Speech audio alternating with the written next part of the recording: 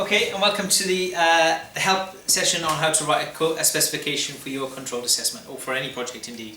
Okay, so at the moment, of course, you're watching the video and you'll have accessed that through the D&T website.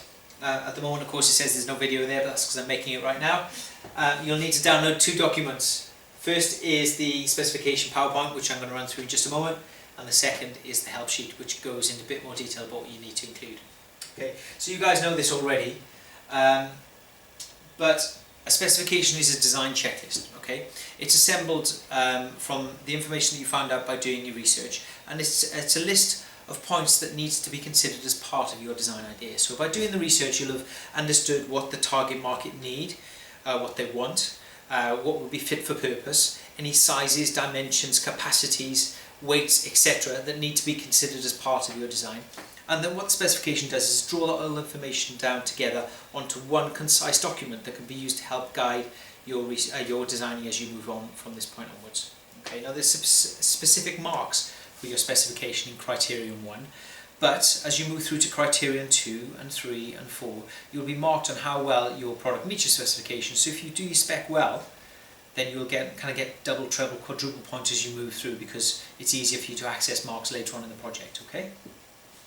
So as I said, your design specification is your design checklist. Now in school, it's a little bit of a false process whereby you're doing everything from start right through to finish. Okay, a little bit like an entrepreneur in that way. Okay. Now in industry, there are several people working on a project at any one time, and the specification serves as a common hymn sheet, if you like, that we can all refer to just to make sure that one person doesn't go off on a tangent and design and make something that might look really nice, but doesn't fulfill the purpose that we originally intended it to fulfill. Okay, so it draws us always back to what's important from the project in order to make sure that we're not going off on a tangent that will either waste time, or in industry, of course, waste money.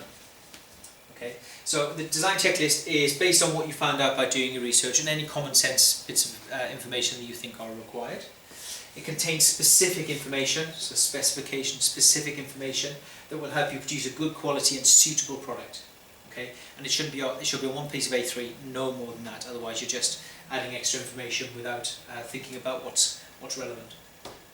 Okay. The important thing is, from the exam board's point of view, that you've assembled your specification based on what you found out by doing your research. Okay, so you'll have several pieces of research so far, and you'll have analysed that research in some way. Most students do kind of a reflection or a conclusion on the bottom of each piece of research. Some students do all the pieces of research and then do one big conclusion at the end. Either way is absolutely fine. The key thing is, though, that by doing the bits of research, you'll have drawn down some key points, and those key points can then go into your specification. Okay. Now, of course, you'll have done specifications anyway in your project so far, but this is just to make sure that you kind of get it right first time. Okay. So this the exercise, the specification exercise, should help you think carefully about what you need to include in your design work. The following is a guide to help you, but remember that what needs to be included. It's a starting point only, okay? And you may think of other things that could be included a little bit later on. It can be remembered very easily, and what you need to include can be remembered very easily by using the acronym ACCESS-FM, which we've discussed already in class. Okay? Try to include bullet points for each point that you put into your specification. It needs to be an evaluation document, so what you don't want is a big paragraph of text that's really hard to decipher as you're designing. So you just need a series of checklists that you can use as you're designing. You can quickly check them off and tick them off as you go. Okay? So the checklist itself is this one here. It looks like an awful lot of words on here. This is a generic help sheet, of course, because you're not allowed specific feedback. However, under each of the headings, so Access FM, Aesthetics, Cost, Consumer, Environment, Ergonomics, there are a number of questions that will help you think about what needs to be included. Okay. Now, for some of you guys, there might be lots under Aesthetics. For some of you, there may be one thing under Aesthetics. There's no right answer for exactly how many bullet points is needed under each subheading, so kind of remove that from your mindset straight away. For some of you guys, there may even be nothing under any of the subheadings at all. So, and some of the subheadings, for example. So, for example, if you're doing cost, it may be that the cost isn't relevant to your project, in which case you don't include that subheading and you don't include that information. Okay? So you're clever students, think sensibly about what's needed, think sensibly about what is required in order to produce a good quality design. If you think it's important, put it in. If you don't think it's important, don't put it in. Okay?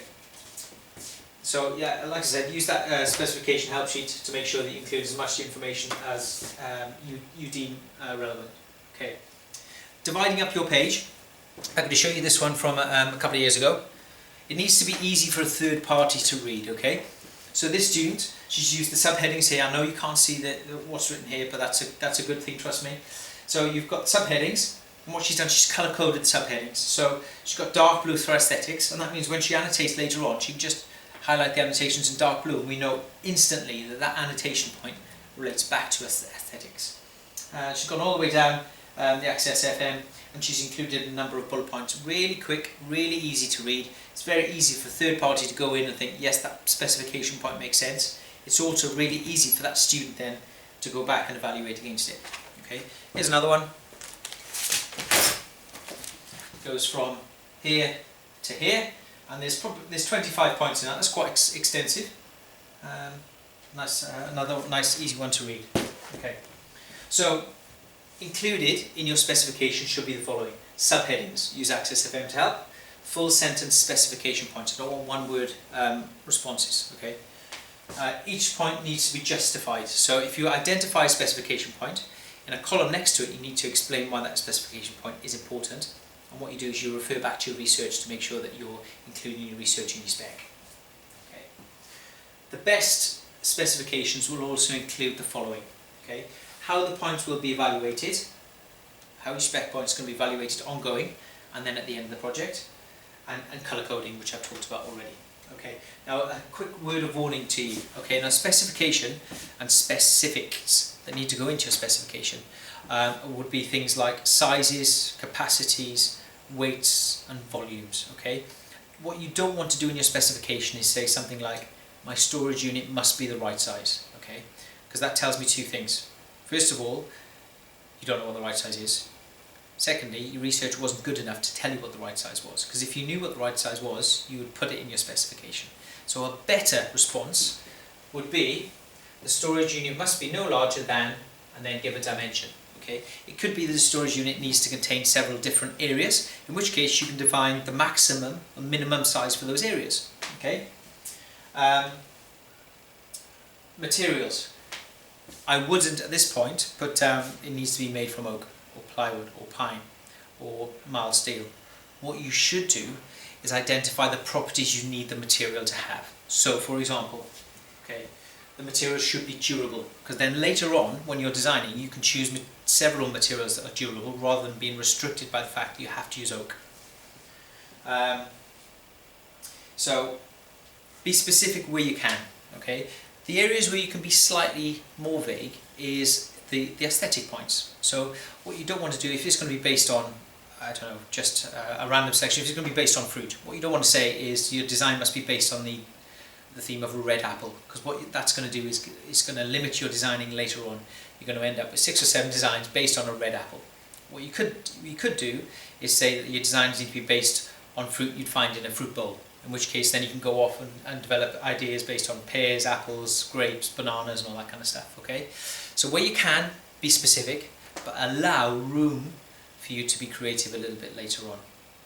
Okay, I hope that helps, guys. So this is an example of how you might lay out your specification. You've got your subcategory, size, materials, etc.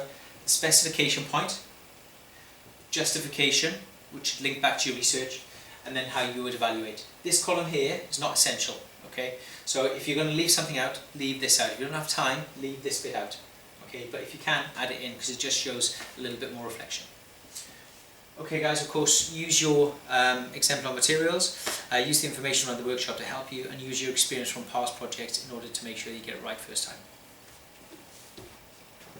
Okay, good luck guys, I hope you get it done.